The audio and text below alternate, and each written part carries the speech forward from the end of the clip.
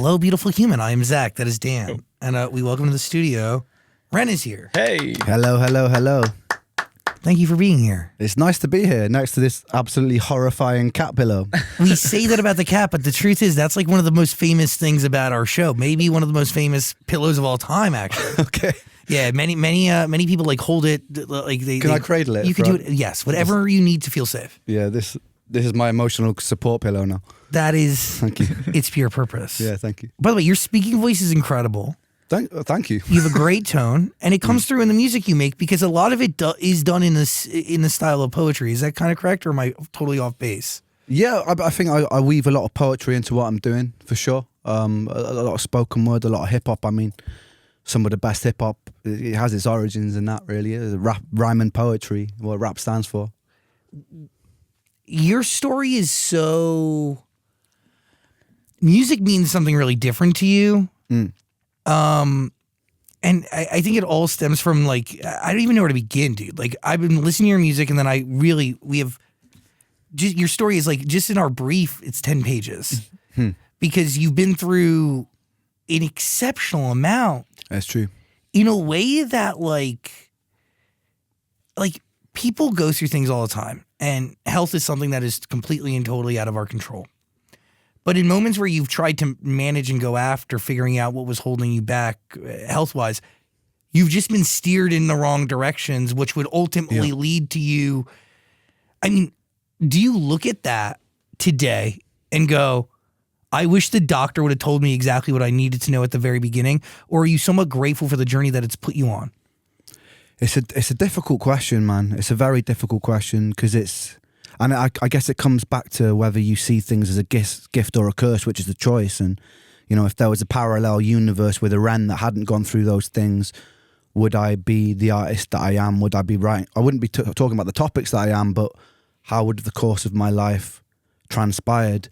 And I think it always just comes down to a choice. So you might as well choose the thing that makes you feel better about it, which is that it's a gift, right? Because if I look at it like a gift and I look at it like a fresh perspective, then it justifies all of that stuff happening. And it's unusual to think about a parallel universe where none of those things happened, because I think with that comes a little bit of negativity towards my situation now. So I think the decision to be grateful it really serves me.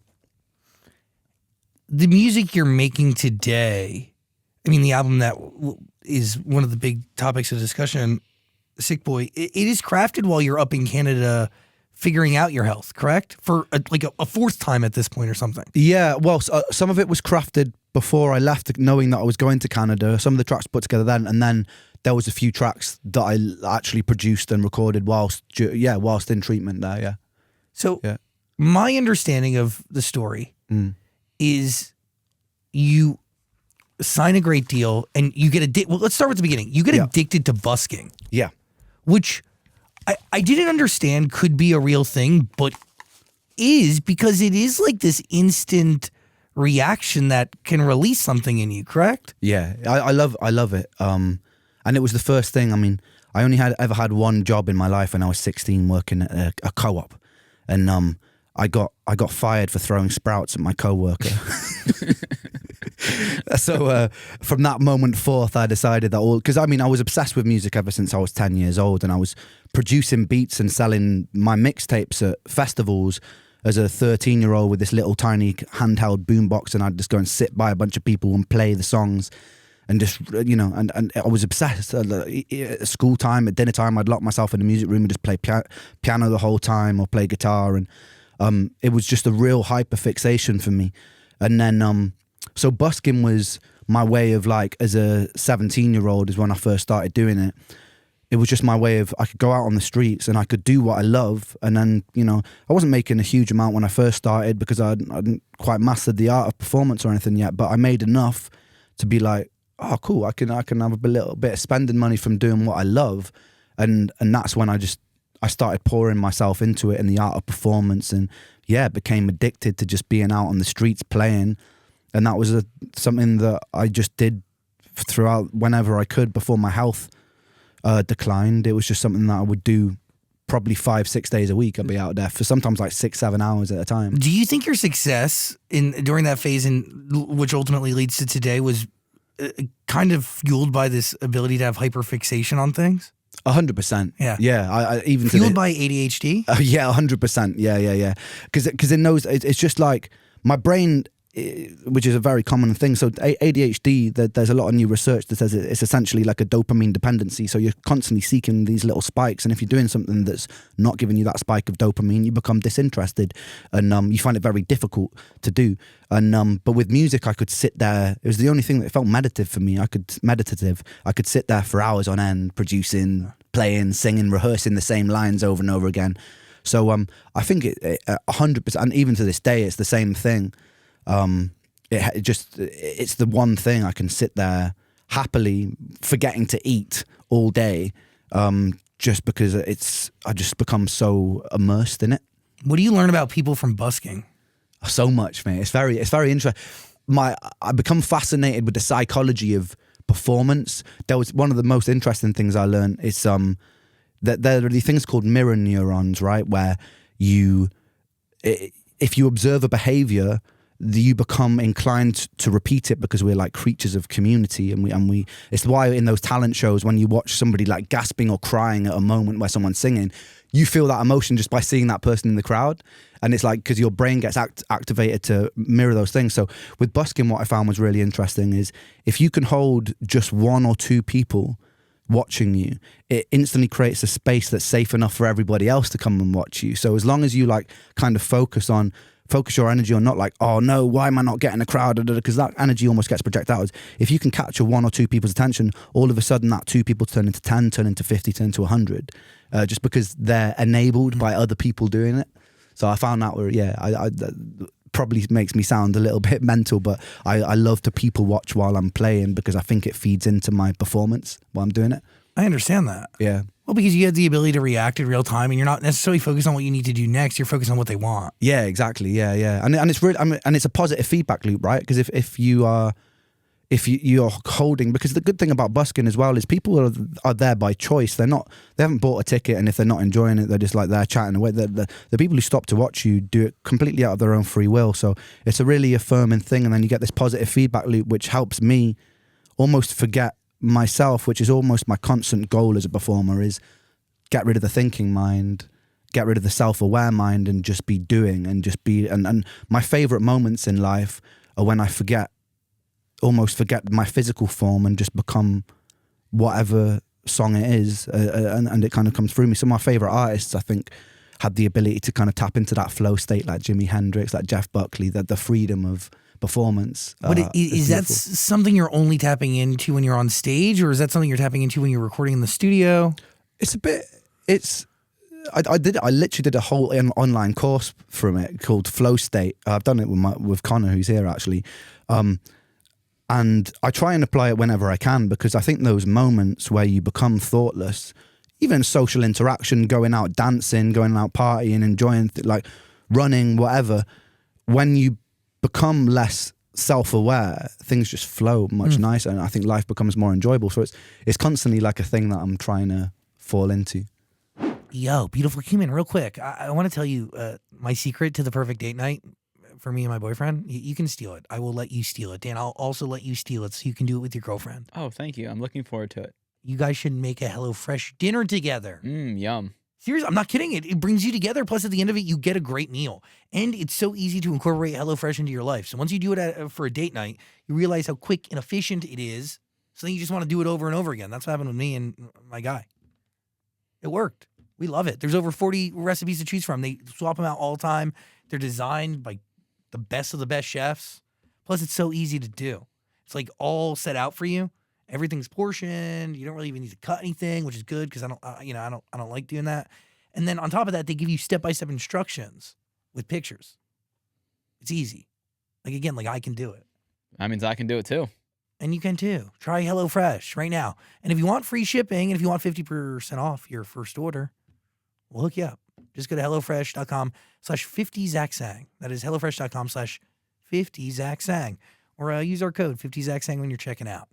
So just to like recap, and if you don't know, we get to a place here today, an album that is an incredibly intense journey. Yeah. Like, you know, one of the things we've talked about a bunch is like, it's two things, right? Like, physical health is incredibly important.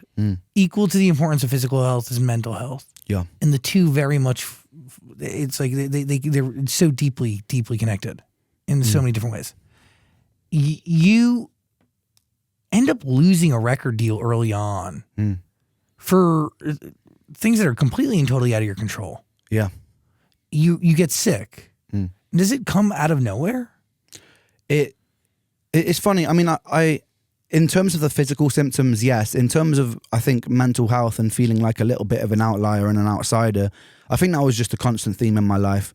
And maybe it set the stage for a chronic illness getting a hold of my body, because some people don't develop autoimmunity. Some people don't fall into a state of chronic sickness. They get something like Lyme disease and their body deals with it and they're okay. But then you have a percentage of people who don't, and there are theories as to why that happens. So I'm not sure if the dis-ease in my body, the dis-ease came from dis-ease and came from a place of discontentment, because I kind of always felt that. I can't even really tell you a time, not to get too heavy, but I can't really tell you a time where I don't think I did feel like that, apart from in the recent years, when I've been picking everything apart and then putting it back together again, and I've finally come to a place in my life where I'm feeling a much greater sense of peace and tranquility. And by the way, it's a journey of health that is, it's being supported by those who appreciate and feel understood by your music, and you're giving, and you have given them your music in return, right? Like for GoFundMe donations for treatment, you would give them the album in return. 100%, yeah. And yeah, it's so important to me. And now, luckily, I've gotten to a place where I'm financially independent, and it feels really nice to be a voice for those people, be a voice for the voiceless, be somebody who can tell their story, because my story is so many people's story. And when I started doing the health blogging before, when I was too sick to make music, I realized that there is such a underground community of people who aren't seen, who are just suffering under the surface because they're not dealt with properly by the medical industry, but they're too sick to really speak up about it. So it feels really nice and empowering to be in a position where I can tell their story too. And in a nutshell, you were wrongly diagnosed. Like they thought you had something called ME. Yeah. Well, I was first initially diagnosed with bipolar, which was a misdiagnosis, because my symptoms would come cyclically and in waves when I wasn't looking after myself or when I was eating the wrong thing. But I didn't know that at the time. But that's also connected to Lyme disease. Yeah, exactly. But I didn't know that. So they were like, oh, well, some days you feel a bit better. Some days you feel like really like mentally foggy, brain confused. And they're like, well, it sounds like hypercycling bipolar. So I was put on citalopram. I was put on some different SSRIs, which made me a lot worse. Because I had underlying MCAS, which is this allergic condition, but I didn't know that at the time either. So I just fought through it, because I was like, well, the doctors tell me it will even out eventually and I'll be fine eventually. And so I just went through the mill with all these things. Valium was the worst one because of the withdrawals, but I was bouncing from doctor to doctor. And then eventually, as I was deteriorating, they said, well, you're tired loads of the time, you're in pain, maybe it's like ME, fibromyalgia. And then I'm on a waiting list for a year, and I finally get to see that doctor, and then the treatment is resting more, and it's like I've been in bed for. It's honestly, it's really the level of care is so bad for people who go through those things. So I was really hopeful for this appointment for a whole year. Went to the appointment, and it was just really disappointing, and that was a cycle that went on for years of just like getting my hopes up for something, and then getting my hopes obliterated and my physicality being worse off. And it was something that I had to constantly pick myself up from the ground until the point of breaking point in 2015, where it kind of culminated in going into fully blown psychosis, because I think my brain had just had enough. Well, and you literally try to do everything at one point. I mean, you explore fecal transplants. Yep. Yeah. That was the highlight of my life. That was having somebody else's excrement put in my backside was yes, what a journey. It was another thing, because there's a lot of science behind it, right? So you're implementing someone else's microbiome into your own. So at the time I was like, because I had so many digestive problems, I was like, maybe it's gut based, and maybe it's just like this dysbiosis that's throwing my whole body off. So and one of the most researched things, and it was healing things like Crohn's disease, it was healing a lot of autoimmune conditions, even MS was being slowed down by having these fecal transplants. So, you know, my music wasn't known at the time. I spent 6 months raising £6,000, which was the price of it. You know, I don't come from a poor family, so they couldn't help me. So I had to do it myself, really. I started doing these health blogs and reaching out to the chronically ill community, and eventually I raised the money. And there was so much hope. This is just before the psychosis. There was so much hope for that 6 months. At the time I was so ill and so underweight that I couldn't get out of bed.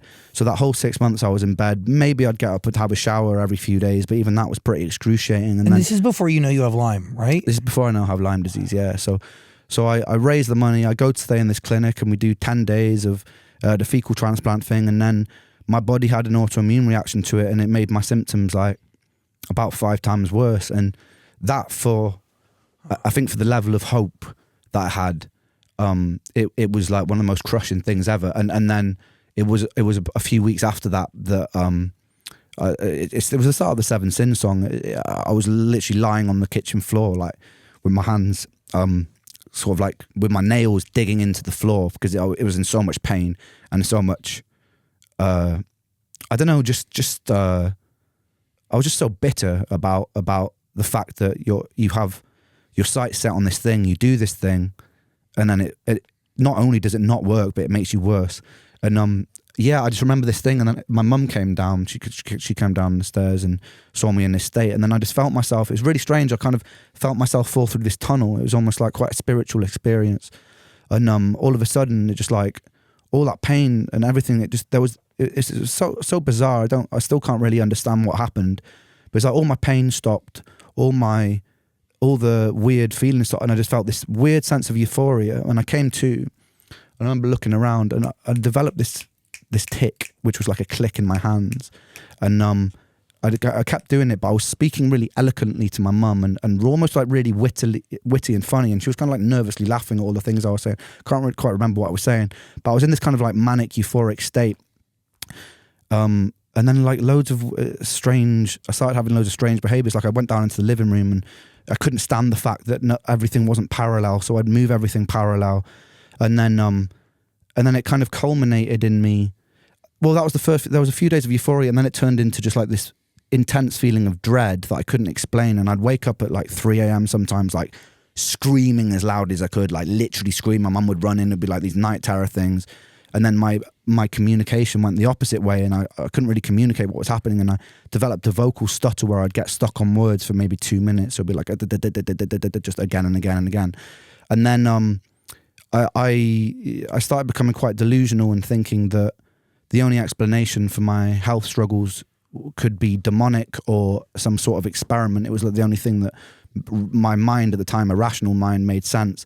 And there was a time where I decided that the only way to short circuit my reality was to do the thing that was least expected of me. And this one time while I was in the car with my mum, I jumped out the car on a road.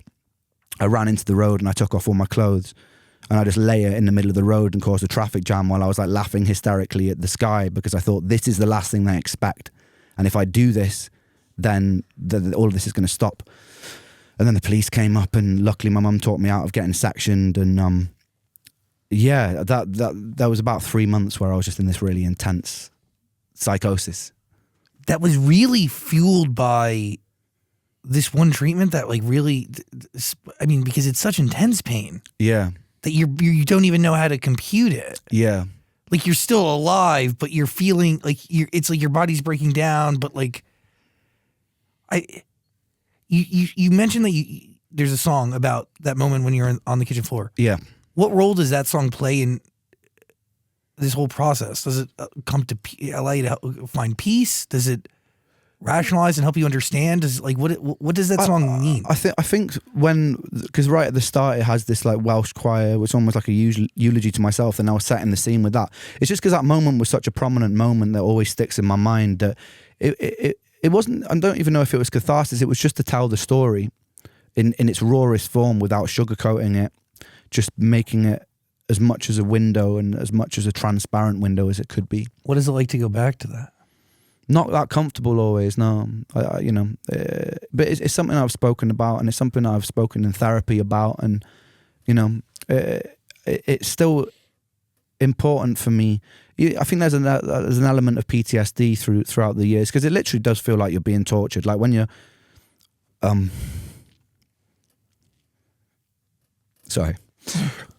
when you're lying in bed for that long, it does feel like you're being tortured, and your captor is you don't know when it's going to stop, if ever.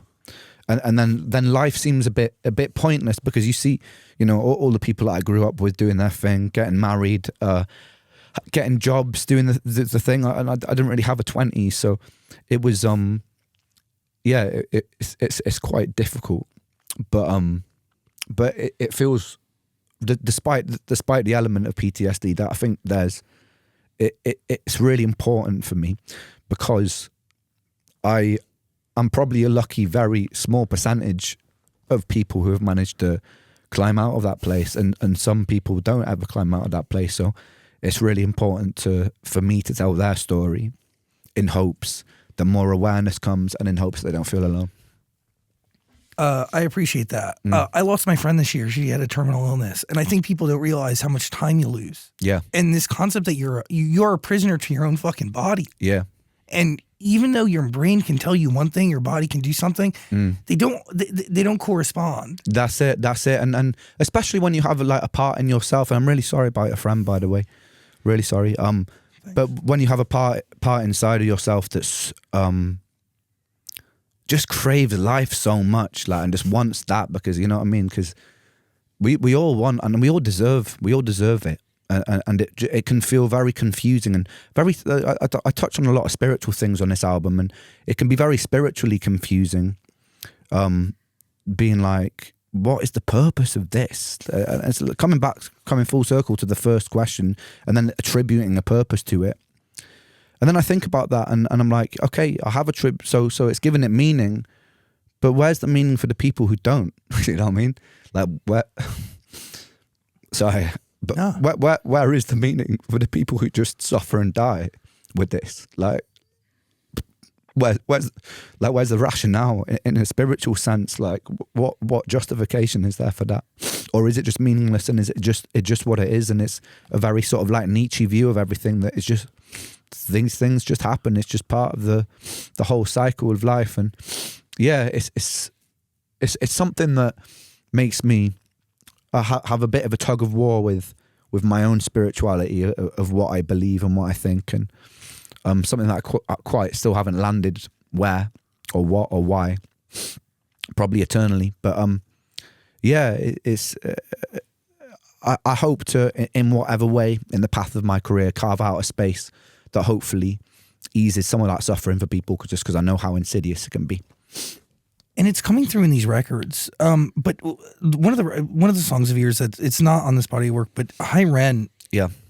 It is so brutally honest, and it's a conversation amongst yourself. And I mean, are you crafting that record thinking back to where you were mentally at that time, or are you crafting that record from a space where, like, what you hear is where you were? Do you get what I'm saying? Yeah, I think with that song, because I mean, it's impossible for my health stuff not to leak into stuff, just because it's been so much a big part of my periphery. But that song was really, I mean, the core of it was really just the human plight, not the plight of the chronically ill person, but just the human plight of these two duality, the ego and the self-doubt, and the overconfidence and the overdoubt. It was just really like the doubt of me as a creator.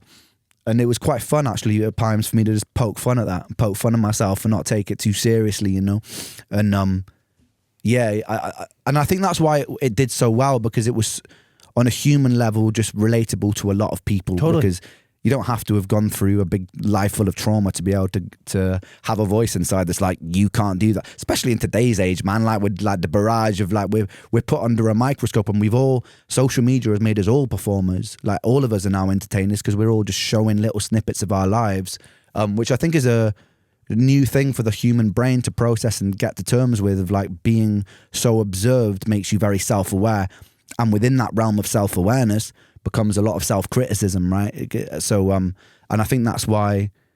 And also as well, I mean, it's a 9-minute song, which is a bit of an antithesis. It's a bit of a juxtaposition to what is successful these days, which is short, fast food content. You know, yeah. Well, because you're telling a real story, and honestly, it's so, the details are so vivid, and the way you produce it, I can see you talking to yourself in a mirror. You can see the duality, like the two sides of you. Yeah. Super wild. Yeah. Oh, thank you, man. Thank you. Exquisite song. Yeah. Really fucking exquisite. Appreciate that. Is that a stream of consciousness, or how does that work? I had the concept for years, actually. I hadn't done anything with it. I knew I wanted to do it, and I actually had a whole 4-minute long song which I scrapped all of the lyrics for, which was a similar sort of concept. But then I came back to it years later because I'd gotten better at guitar, I'd gotten better at lyric writing, and I was like, I want to bring this concept to life. I think it'd be a really cool video. I never really expect it to go the way it did, and in the end as well, the end was a lot bleaker at the start. It ended up with me offing myself after the negative voice gets too much. And I remember showing my friend, and they were like, "Ren, why are your songs always so bloody depressing?" And I was like, that's a good point. Maybe and so I went away and thought about it, sat with it for a while, and then I wrote that last verse, which ended up being my favorite verse on the song, which is a lot more hopeful and bringed a lot more, which was actually more true to my story at the time as well. So it was I'm really glad that they pulled me up on it in that way, actually, because I think it's my favorite thing. It is the kind of acceptance of the dark and the light, rather than one winning over the other, because it's not even really the light winning over the dark of the hope. It's just more that those two things exist in parallel duality, and they could exist, and they should exist on any given day, and they always do. That's the thing. I think this. We're obsessed with the narrative of good versus evil in Hollywood, in stories and everything, and it's always like the battle of good versus evil, and whether in a horror film or in a superhero film, one always wins. But I don't really think that's the truth. I think that it's more akin to the yin yang symbol, where both exist inside each other, and there'll always be a place for both and a need for both. What a beautiful thing to accept. Yeah, and I think that acceptance makes, because I think we're such harsh critics of ourselves. You know what I mean? We're so quick to point fingers at people without accepting our own hypocrisy within that. But I do think life becomes less of a struggle when you don't see as things as this is good, this is bad, this is black, this is white. Because I think when things are like that, it becomes a little bit more jarring to navigate life. What does it feel like when you find out that you didn't have this ME, but you ended up having Lyme disease? It was a really weird one, because when I first, because so what happened? So I was in the psychosis, right? And there's part of me that's still lucid, and I'm researching online, because I was always researching online. Before that, I was taking countless different supplements and trying different things that weren't working, but I was like, I found this condition, this subsect of kids with autism had this condition called PANDAS, PANDAS, which is caused by the Streptococcus bacteria that gets inside your brain and causes all these psychotic-like symptoms. And I was like, oh, I wonder if that's with me. So I convinced my mum to take me to a gastroenterologist, and I faked a stomach bug because I knew that I'd get penicillin because that was active against Streptococcus. I faked this stomach bug. I go to the doctor, and gives me, of course, and I tell him, I've taken penicillin before, it cleared it right up. Gives me a course of penicillin. I get home, never taken it before. Take it for 2 weeks, and then my psychosis goes away, and my symptoms like diminish by about 50%. And I'm like, what the hell? And then they creep back up after it, and I'm like, and I've taken so many pills at this point that I know it's not placebo. So because I'm no stranger to the placebo effect, and so I go, this is infectious. This isn't my brain. This isn't like a miswiring. There's an infectious element to this, because I took an antibiotic and my symptoms got better. So I saved up, and I go and see an infectious disease specialist in Brussels. About 6 months later, and I tell him all my symptoms before he even does any blood tests. He was like, "We're going to do some blood tests, but I'm telling you right now, you've got Lyme disease." It was like, wait until it comes back, but I'm almost certain. Tests come back positive for Lyme disease, and all the biomarkers of it as well. There's certain things in your blood like the CD57 and different inflammation blood counts, and it was this strange thing, because I was so relieved that all the years that I went and sat in a doctor's office and say, no, there is something wrong with me. And they're like, Ren, we've done so many blood tests and there's nothing wrong with you. It's psychosomatic. It's all in your head.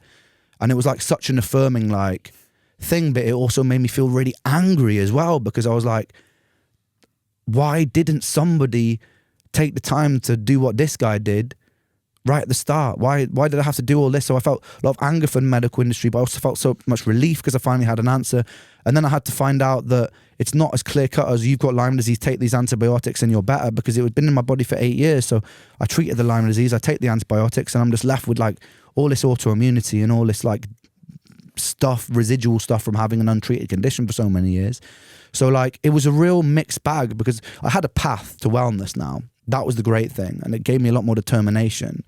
But I also, there was a lot of like resentment there for the years of like medical neglect and the times that people with 100% confidence looked at me and were like, Ren, there's nothing wrong with you. So one doctor even said, have you tried getting a hobby while I was in the thick of it? And I was, yeah. That's terrible. Yeah. Yeah. Wild to like try to even just wrap your mind around. Yeah, it was surreal. But the good thing was, and then I started blogging about it. I kind of got a second wind after that diagnosis, because I was like, I am going to get better. There's nothing that's going to stop me. Nothing's going to get in my way. I start blogging, and a stem cell doctor finds the blog. This was something very outside of my financial capacity at the time. He felt a sense of empathy, I guess, because his son was a musician. Funnily enough, it was hit right here in LA. He goes, if you can get to yourself to LA, I'll give you a stem cell transplant for free, and I guarantee you it's going to make your life a lot better. I beg my mum for money for flights. She gives me flights. I stay with a family who were going through the same treatment. Funny enough, a set designer for the Fresh Prince of Bel-Air somehow. Just a guy I found on a Facebook group. They're a lovely, lovely couple. Well, by the way, like Lyme disease, there's a big community of people who go through it. And Yep. I have friends. It's a somewhat common thing here in America. I know. Yeah, a Due lot to more a bunch common of- in the UK, yeah. Well, and by the way, like if you look back at the traces, I'm pretty sure like it's a profit over people situation where Yep. they did pesticides and things that they shouldn't have used, and like there was an uptick in ticks and Yep. all these different things that would make its way to people, and I mean terrible stuff. But if you caught it quick enough with the right dose of antibiotics, you'd actually be able to mitigate symptoms, because the longer it's inside of you, the worse it becomes. That's exactly it. If you take a course of 3 weeks of doxycycline within the first, I think you've got about a month window. Most people make a full recovery. Yeah. And again, like other famous cases of this is like Avril Lavigne. Yep. Yeah. Yeah. Avril Lavigne. I think I heard something about Justin Bieber. You've got what's her name? It's not coming to me now, but yeah, there have been a few cases where celebrities have come out and spoke out about it, and there's still so much misunderstanding about it. Whether it's like, because there's in the medical industry, there's still an argument whether is this just post Lyme disease and an autoimmune thing, or is this a chronic infection, whether it's persisting but evading tests that antibody tests, because of the way that it operates in your body is almost like a stealth bacteria. So, and there's still a big debate about that, which leaves the patient in the middle, and I don't even know which side of the fence I sit, but it leaves the patient in the middle without answers, and that's the most difficult thing, is the scientific community, that, you know, there's a couple of schools of thought, and then you have the patient, and the patient is left with no clear answers, which is why I think there's a desperate need for more resources to be put into what's actually going on, because yeah, it's tough. The other thing too is like stem cells. A big discussion about stem cells and the ability to use them. Yep. Those are, I mean, rumor has it in LA they use them for almost everything. Yeah. And like my chiropractor's like, yo, if your shoulder hurts, like I'll inject you with stem cells. Right. Like, but it is game changing because of the way what it is. I mean, Yeah. you're essentially injecting new cells to replace the unhealthy cells. Right. And you know, I was advised against with normal doctors. They were like, nah, just don't go there. You know, it's not researched enough. We're not. And I took a gamble on it because I had nothing to lose really at the time. I didn't think I was going to live to see 30. So I was like, well, you know, there's this real big opportunity. It felt right. It was one of those things that felt right. And yeah, I went and did the stem cell transplant, and 6 months later, I just got a lot better. I was able to go out singing, playing on the streets, go to the gym, hang out with friends, and it was incredible. But Is that scary to do that all again? it was very bizarre. I just want to do a disclaimer as well and say that some people that did the transplant got worse because, you know, I always feel when people are like, do you recommend doing this? I'm always a little bit hesitant because I took a gamble and some people took that gamble and it didn't work out for them. So I think it's important for me to say that. But for me, luckily, it worked out. And it was, I don't know, it was, there was a little, I remember there was a little bit of performance anxiety the first few times I went out again because I was like, well, I'm learning how to swim again. Yeah, it was bizarre, but I think I was just so relieved that I just took to it very quickly. And it was very quickly. I think it was only 6 months after my stem cell transplant that the first video that we filmed, Busking, after years and years of not being able to make music videos and stuff, this song Blind Eyed I did with my friend Sam. We went out on the street, we did this video while we were filming another one, and just started videos everywhere from these busking sessions just started going viral all over the internet. And it was like, oh damn, like, because at the time I would kind of like surrender the fact, was like, oh, I'm 26 now, and you know, I had this opportunity when I was 19. You know, I just want to do music for me, really, and I didn't really know if there was another chance, and all these videos start popping off, and yeah, it was really incredible, actually, for me. Yeah. At 27, you think you're going to die, but the reality is at 27, you get a whole restart to your career in life. Yeah, that's right. Yeah, and which is, it's kind of ironic, innit? Because 27 Club, it's like the age where most of these amazing musicians died. Some of the most iconic musicians died at 27, and 27 felt almost like a rebirth for me. So there was a nice flip on that. Really special. Yeah. Is Sick Boy your story? It's not my entire story. It's definitely a photograph of moments. Yeah. Moments that range from when to when. Yeah. From that whole period, I think, you know, because you've got Sick Boy, the actual song itself. That's to do with my frustration with certain interactions with different doctors and stuff. Masochist. Masochist is about rebirth for me. It's about samsara. It's that Buddhist cycle of destroying, and that everything does eventually disappear and everything gets born. It's this constant cycle of destruction and rebirth. Some people took it very literally and were like, this isn't masochistic, this is sadistic, you're just talking about killing everything. You know, because there's a lot of bold lines in there, but that, you know, they're all metaphors for cutting off various ties. And it wasn't about being shocking to be shocking. For me, that song symbolized rebirth, but in a way that is quite self-destructive by shutting yourself off from everything, which is a tendency that I had to do with my illness, because I think the thought of attachment becomes very scary when you're ill and you realize you can just lose everything. I mean, I was attached to the idea that I would be a star at 19, and you know, that all blew up in my face. And so it's just about severing ties from anything that could cause pain. And that's any hope and dream, because it's the obstacles are too great to overcome. Which is why it can become quite masochistic, because but in that, that's hard. And gaining almost like a satisfaction from being the person in control of severing all those ties. I think that's one of the things. Yeah, because it's you before it's your illness. You know what I mean? Yeah, and that became a bit of an unhealthy theme in my life, was like leaning on destructive things because I had the power to choose them rather than my body choosing them, because my body was being so destructive in my experience of life. So if I go out one night and smoke 100 cigarettes in an evening, I've chosen to destruct. I am the person in control of that destruction. But the other destruction is not your choice. Exactly. And there was something quite empowering about being the person that chooses when I destruct.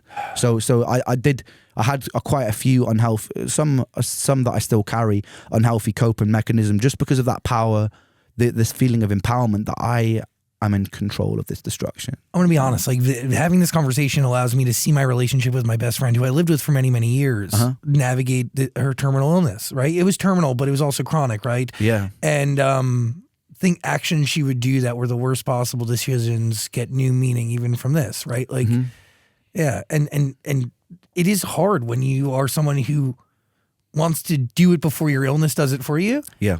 And it's not just hard for you, but it's also hard on those who care about you because 100%, because then in the long run, ultimately it feeds into the illness being even worse in some ways. If you become your illness too. Yeah. So it's definitely one that I'm trying to find a lot more zen and a lot more balance with. I haven't quite mastered the art of that yet, but I'm aware of it, and I think that's the first step. Totally. Yeah. A song like The Hunger, you wrote that in 2015, but why did it fit now?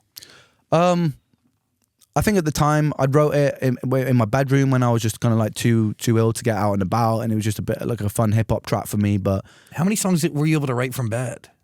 There's probably about 1,000 songs on my hard drives, various different stages of complete. Because that's all I could really. There was a period of time where I was unable to do anything at all, really. But most of the time, I was too tired to really leave my room. But what I would do is just sit there with my laptop on. There's a video of called Patience on YouTube where it's got a shot where my friend Aisha came over to my house. But that was a period where I would barely leave my house. But I think the thing when I was functional enough to be able to, which the hours that I was able to, that's all I did. I just write, just produce beats and just write. So there's a huge catacomb full of music on my hard drives, which maybe I'll revisit one day, maybe not. Have you even attempted to revisit it from a healthy? Yeah. state? So I released demos 1 and 2, which was a bit of an accumulation of a lot of those songs. I just kind of went through a lot of them and go, oh, I like that one, I'll bring that one to life. Oh, I like that one, I'll bring that one to life. I'm sure I'll probably do that at some point with more demos projects. The difficulty is when you're an artist releasing things that you've done a while ago is that you feel that you've improved and a different perspective, so you might not completely relate to them. So even though someone else might really like them, it's quite a difficult process to put them out if it's not in a place that you are. I understand that. Yeah. So like even with Sick Boy, are there any songs that you made for this album that at the time of making it meant one thing but today means something else to you? Oh, that's an interesting question.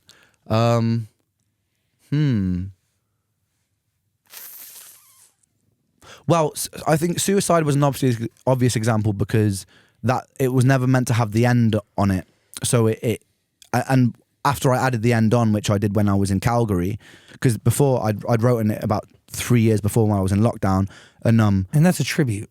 And it wasn't a tribute initially, but the end gives the start a whole new meaning, I think, because then you have it from two different perspectives. You have it from the perspective of the sufferer and the perspective of the person who's actually gone along with it and carried it out. So that one definitely transformed. Yeah. Is that a strategy for you creatively, that you write songs from two different perspectives that you capture in one story? I wouldn't say strategy is the right word. No, it just what happened. I think it just happened to be. For me, like, songwriting is quite a spiritual thing, and it almost kind of feels like channeling at some point. It's just something that's already there, which is why I think I sometimes find it quite difficult to take compliments for it, because it doesn't really feel like mine once it's done. So it was, I don't think I ever go into songs strategically.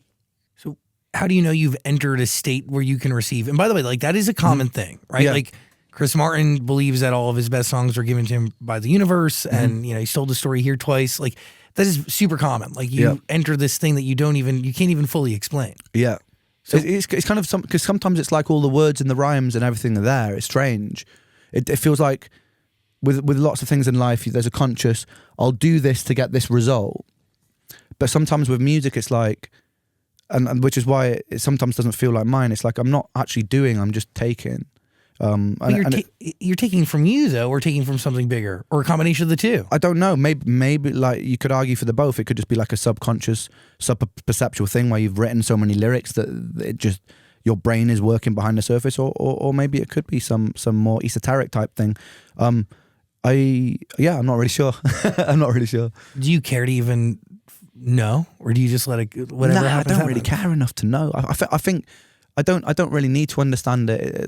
Just kind of like I don't really need to understand why I'm here. I think my favorite thing that I've keep referring to recently is that the end of one of those Bill Hicks shows before he died. I love Bill Hicks, man, where it was just like, it's just a ride, man. Just, it's terrible things may happen, but the purpose and the point, I think, is to enjoy the ride and try and make it as an enjoyable ride for everybody else who's sitting next to you as well. Why was Loco produced the way it was? Just for fun, man. I like the challenge of just doing something completely a cappella. And I grew up, it's something I like to revisit something, but I used to be obsessed with beatboxing when I was a teenager, and I used to just love it. I think it helped with my flows as well, because you've got like, when you have those rhythmical flows, it's almost like you've got that kind of like, you've got this, so you can hear counter melodies because you've got the hi-hats, the snares, the cymbals in the words. So when I'm writing, having that kind of, because rap is a bit like a drum kit. I always see like singing is like a cello. I think the cello is the closest thing to the human voice. The singing is an instrument, and rapping for me is a drum kit. And you can accent certain. So if I'm like I could like, and then I'm put words to that, and it's like, when I am rolling this over that on the rolling with it, and then you kind of put in more and then consolidate into words. And I think that really helped with my flow, because you can do some really interesting things with triplets, counter rhythms, and or more straight fall to the floor patterns. And so with Loco, I just wanted to build a track that was totally from the voice. How do you determine which story deserves which type of sonics and vocal performance? I think that just comes back to the other thing as well. I usually start with either a drum loop or a melodic loop or a guitar pattern, right? And that really kind of infers the feeling. I'll find something that I really like. I'm just playing around on a keyboard or my guitar or whatever. I'll find something that I really like, and that almost like puts me into this feeling of what the song should be about. And then sometimes I'll just write, stream of consciousness, I'll just write until I find the theme and I stumble across it accidentally. Then I'll get rid of all of the things that I've written and then write again that fits inside that theme. Because for me, it's like finding the seed, the concept makes the lyric writing process so much more fluid. I get that. Yeah. What are you thinking, Dan? Well, I was going to ask how you rap so fast on songs like Wicked Ways, but I think you just answered that question. Yeah, well, it's partly that, and it's a lot of, coming back to the hyperfixation, it's a lot of just repetition. I'll start with a metronome on like 100 BPM, and then I'll pump it to 110, then I'll pump it to 120, and I'll just keep on. For some reason, I never get bored of doing things. I could stay there for an hour, saying the same line over and over and over again, and I just don't seem to get. I find it quite meditative. I don't really get bored. Or even if I'm walking to the shops, I'll do it. Or if I'm on the bus, I'll do it. Just any time that's like free real estate to practice, I'll practice just because I might as well. Otherwise, I'm just there thinking about, I don't know, anything. So it's really good opportunity to be able to just kind of improve that on that. So that's what I like about what I love is if I've got an idea in my head and I try and do it and I can't do it because I'm like, I'll be able to do that soon, and then that will push my ability level to this new foundational place, and then when it comes to the next thing, I can try and up it yet again. So, yeah, I really like doing that. Why is giving the lyrics super fast vital to the way that song needs to come off? I don't think it's vital, and actually with time, I think I was a lot more excited. I mean, I grew up listening to people like Skibbity, who was like a UK drum and bass MC, and some of the old. Obviously like the Busta Rhymes and people like that, but I just liked how it made me feel, but I don't believe in doing it for the sake of doing it in such of like a flex sort of way, because I think there are so many amazing artists that do that. You've got like the Tech Nines, and Twister, hell yeah. For me, it's not about being the fastest, really. It's just about sprinkling it in places that makes it sonically interesting. Because it's the same with my production. There's a danger at one point where you can become a bit too overindulgent in that, and you drown it in too much of that stuff. But for me now, with time, it's being like, okay, this little moment will just raise an intensity if I bring this in here. So, yeah, but I do enjoy it.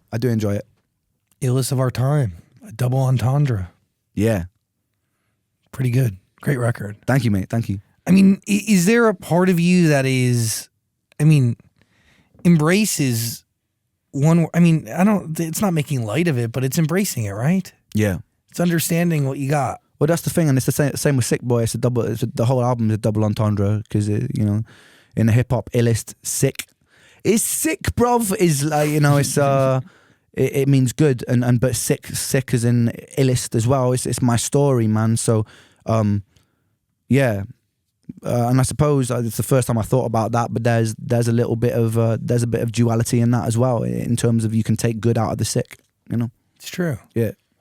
What's the story behind a song like "Down on the Beat"? Is that just you just wanting to have fun? Yeah, that's me wanting to make a dance banger, bro. It worked. Yeah, I just you know, I've funnily enough, probably the music I listen to most is like EDM, which doesn't really come across my music because I'm either singing soul on the streets or making hip hop. But I love dance music, man. And I love when I first started producing, I just wanted to be a drum and bass producer. That was like that's all I want to do, because all I'd listen to was drum and bass, and like really techie, like dark drum and bass, which probably wasn't good for my mental state at the time. But I just like. Yeah, I think that was just I wanted to make a dance banger, and there wasn't too much. I mean, you've listened to the record. There's not too much depth in that or anything, but it's just fun. And it was my mate Vic as well. We were both like freestyling to a dance beat one time, and we were like, we should make a track. And we're like, oh yeah, let's make a track. So that's what we did. We just like got this EDM beat and put Down on the Beat together. Yeah. Does your hyperfixation apply to Animal Farm? Or socialism? It's communism? I was always. What's the deal? I wouldn't say no. I wouldn't say it applies to socialism or communism. I think with my view on those, I think there are good elements. Well, I mean, it plays into the NHS. It plays into the health thing that you've gone through. Well, it plays into every system, and every system, to a degree, will lean more into a particular thing. But even America, there are elements of socialism in America. I think it's one of those black and white things again, where if you slightly hint at it, people will be like, but communism doesn't work, socialism doesn't work because this example A, B, C, D. And I think there are a lot of beautiful, amazing things about capitalism as well. So I wouldn't say I was a socialist or a communist or a capitalist. I think all of them have weaknesses and strong points, and some of them get abused. I don't think it's the fault of the systems themselves. I think it's the fault of the people who are abusing those systems that turn them into the negative things that they are. I think beautifully said. I think that having a base level of housing and healthcare, because we have the capacity as human beings to offer that, should be done. And then we can still have a system where people are proportionally rewarded for their efforts, which is more of a capitalist model. But I also think that since the internet has come about, there's probably an even better one than all of them, that we just haven't quite figured out how to do it yet. Because I personally think that the voting system is outdated. I think that there's a much better way to make democratic decisions with the power of collective intelligence from the internet, because there's a huge world and there's a huge number of people who are capable of making decisions. So you don't really necessarily need an electoral body to represent a whole country that then cyclically gets put in charge. I honestly think it's a completely outdated system that's maintained by the power systems and the money that keep them alive. So, but that doesn't mean to say that I'm an anarchist either, because I do believe that there are some people that are more suited to a leadership role, and there's some people that don't want that role. So to create total chaos, I think people naturally form hierarchy, but hierarchy doesn't necessarily need to be negative as long as social good is as long as social good is at the top of the hierarchy, before profit, before power, before expansion, and also homeostasis of the world that we live in, because this is the one place that we've been given to be able to coexist, and we're doing a pretty good job of messing it up, and a lot of data is showing that. So and then you get to a point where you have scientific arguments about the climate, and no matter what side of the fence you sit, if you think that it's a big hoax, or if you're agreeing with certain scientists that are saying that we're in doomsday prophecy situations, both of which I think are maybe a little over exaggerated, I think that the fact that we can't have healthy mediated conversations about these things because there are profit incentives and investments from either side. And that is here's the deal. And I can have the conversation about like collective intelligence, helping make decisions for a governing body, and allowing that to at least give you a temperature check of like where you should be going and the legislation that's right, and et cetera. Like I would love to talk about that. Yeah. But I think first and foremost, like you have to inject a moral filter through every single decision and action a government body will 100%. Ever make. Yeah. In addition to that, the foundational mandate across everything needs to be people over profit. 100%. And the idea that people are a nation, a state, a city, a town's greatest asset. And without people, nothing will ever fucking work. Yeah. And the ironic thing is, I think if that shift, which is a very, very foundational and significant shift, if that were to happen, the people at the top in power, the ironic thing, I think they would be happier anyway. And I think there's this desperate protection of trying to maintain this system because it's really working out well for the people who've got a lot of money and power. So there's a desperate need to protect it. But I think with that shift, if it's done in the right way, everyone, even those people who have got that's it, perceptually everything, actually get happier too. And really, I know it's a very simple thing, but happiness is really what it's all about. Oh, dude. Yeah. In America, for instance, I believe that talent is equally distributed in this country, but opportunity isn't. So much is made up by your zip code and where you happen to live and the bubble that's around you. On top of that, I do also believe that selfishness can breed selflessness and selflessness can breed selfishness. Yeah. Because the ability to run for office and bring about a better day for your family should in turn bring about a better day for your neighbors when done right. Yeah. Historically, greed gets in the way, and you have situations where, let's look at a microcosm of America real quick, and let's take a trip to Florida where you'll find Marco Rubio, who his district had the Parkland shooting years back on Valentine's Day.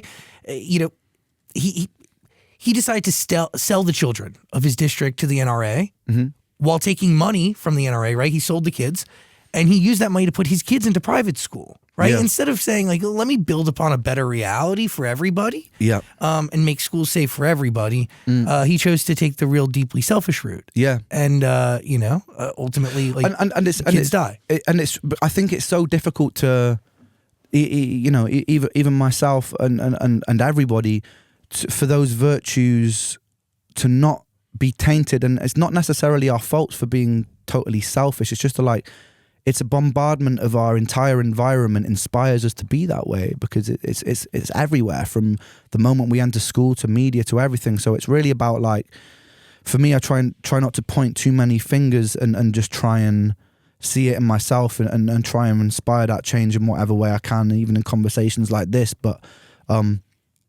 yeah, it's definitely, it's a foundation of everything. If there is some way to put social good across profit and that to be the foundational, I think we can still live in a world of profit. Oh my God. You have no idea how much, everybody has an idea, but nobody fully understands the egregious spending that goes on, the insane, ridiculous redundancies, there's no tracking of money. Right? Like when you a government pays a contractor to do anything from fucking do the trash to pave the roads, there's no understanding of where that money goes once it hits them. So there's this, it's so deeply corrupt. It's so deeply corrupt. Everybody was crypto is going to be the future. Nah, blockchain is the future as a form of payment because you need to have accountability for where pennies go, right? So an understanding of where money's traveling the second it goes from us as tax-paying citizens into the government's hands and out, there's just no understanding. So the second that it goes out to a contractor, it can be spent a trillion different ways. And by the way, it's never being used on anything that's going to do good for people. Right. Really, if you were to go in and audit everything, the amount of money that is being spent on things that are probably non-existent, right, could be in the billions, if not trillions of dollars. Yeah, and then profit and people just spending money for the sake of tax brackets. Oh, yeah. And there's so much money that could be used for good. It's just being spent because they're like, oh crap, well, we're going to lose out this money on tax. We better just buy some shit we don't need. And that's the problem, man. It's I do think that at the end of the day, people can be rich and everybody can have a better day and be taken care of. And there can still be a hierarchy that makes sense while making sure that nobody ever wants for anything. Everybody has access to mental and physical health care. Yeah. There's an understanding that nobody deserves to starve in this nation or live and raise a family of 4 on something that can barely keep the fucking lights on. Everybody deserves access to internet. Everybody deserves access to reproductive health. Everybody deserves access equal. Genuinely, I'm the crazy motherfucker that goes take the best school system in the country and duplicate it everywhere because if you don't invest in that, you're not investing in anything. I think school is one of the most important places as well because that is what's shaping the minds of the people that are taking care of it when we're not here, when we're just dust. So I think school is one of the most important places to kind of put that energy and focus. But it's a world I want to live in, man. You're very special. Like you really give incredible energy. But your story is really rather remarkable, dude. Let me ask you a question that may relate to what you guys were just talking about. Sure. What does the pig mask represent? It is Animal Farm. And yeah, Animal Farm. So yeah, I was, and coming back to your question as well, I was a huge dystopian literature fan growing up. I don't know why. Ever since I was a kid, I was just really attracted to that. I watched the Zeitgeist movie when I was about 14 years old. I don't know if you ever watched Zeitgeist, but that blew my mind. And then I became obsessed with reading Aldous Huxley, George Orwell, Kurt Vonnegut, people like this, and that really leaked into my way of how I was viewing the world. And Animal Farm, yeah, it's the story of these natural hierarchies that we form, and how the animals were subject to falling, just how the humans were. And the pig, for me, the pig mask that kind of pops up in those things, it's almost like an uncomfortable companion who represents a lot of things. He represents greed, he represents my illness, but he's also so familiar in all of those situations that it's like the thing that I'm frustrated with and have been at war with, he's been there for so long that he's also my friend in a way. Or, you know, like Donnie Darko movie where you've got the rabbit there, and he's an ominous character, but he's also a comforting character for Donnie in that. And it's kind of like that, really. It's like this thing that is always there with me on this journey that is fucking my life up, but at the same time there's a comfort in there, because without him, and it's for anyone to think about, if I was just to wake up tomorrow and we didn't have to wake up and swallow a bunch of pills and I was just 100% well, it'd be a surreal, obviously it would be great, but it would be a very surreal transition to not have that familiarity of just like, even now I'm sat here and my shins are hurting, my feet are hurting. It's to not have that familiarity when it's all that I've known, because I don't even really remember what it's like to feel completely healthy. So it's bizarre, because there's a weird comfort in it at the same time as being a discomfort. I totally understand that. Yeah, because for a bunch of different reasons. Primarily, it's an escape, it's a reason, it's an excuse, but also it's like it's a reservoir as well. It's a reservoir of material, I suppose. I don't know. That's interesting. Yeah. Yeah, it fuels this. Yeah. It fuels the album that you can listen to right now. It's waiting for you on Amazon Music. It's called Sick Boy. All of Ren's music, by the way, is waiting for you on Amazon Music. There's going to be a link in the description below. What are you thinking? I did want to ask, with like all the treatments and medication, does that affect your brain and how you like create or see different things? 100%, man. And sometimes it can be quite debilitating. It's why, I was holding off on the heavier part of the treatment I'm doing in Canada. I haven't done it yet because we had this album coming out, and I was like, I don't want to.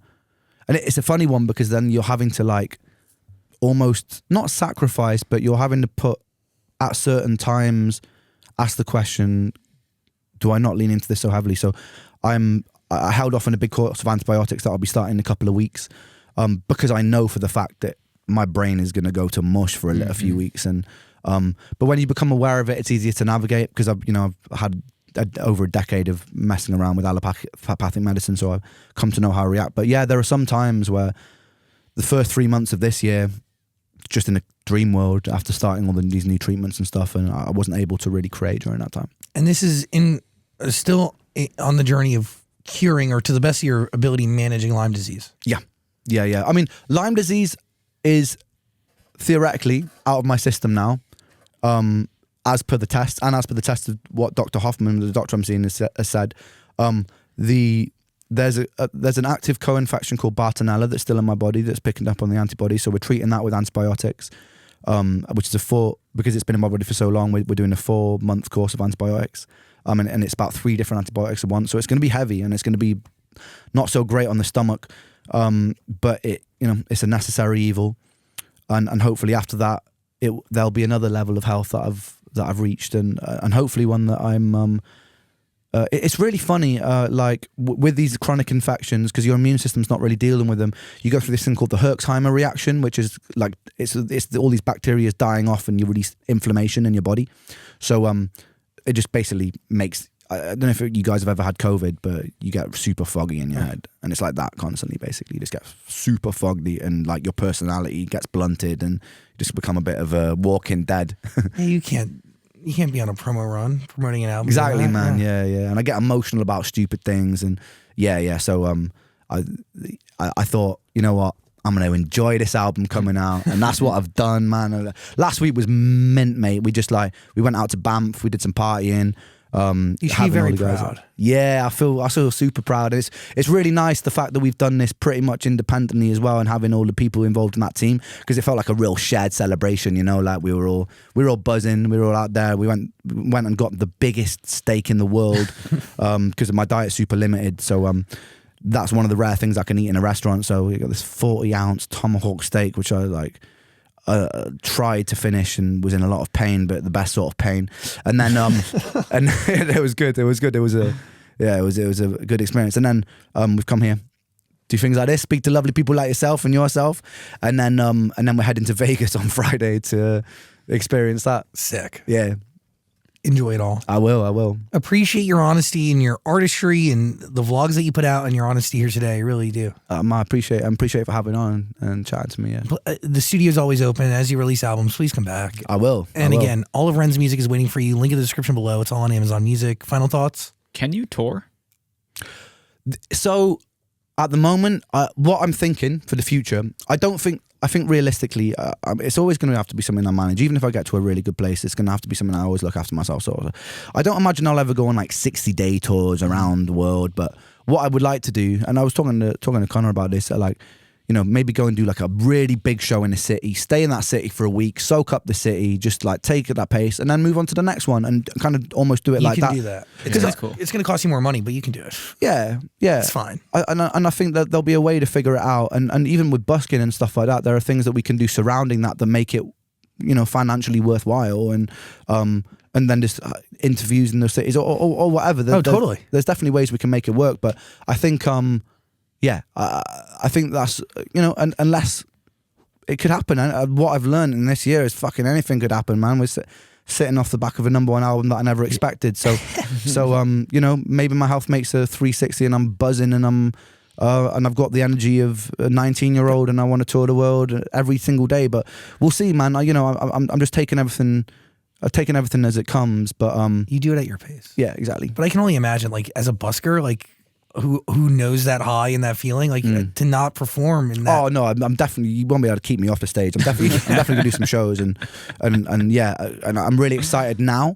It's like now that there's stuff to play with, like we can be really ambitious with the shows that we put on as well. So I'm really excited to put together like a sick experiential show that incorporates elements of the more sort of like performative stuff like High Ren and the Tales of Jenny and Screech, and then the more sort of hip hop stuff. I think we can have a lot of fun putting together something quite special. You give timeless, man. Oh, I appreciate you. Yeah, you're really incredible. Thank you. Thank you for being here. Thank you for having me. You good? Yep. Ren, everybody.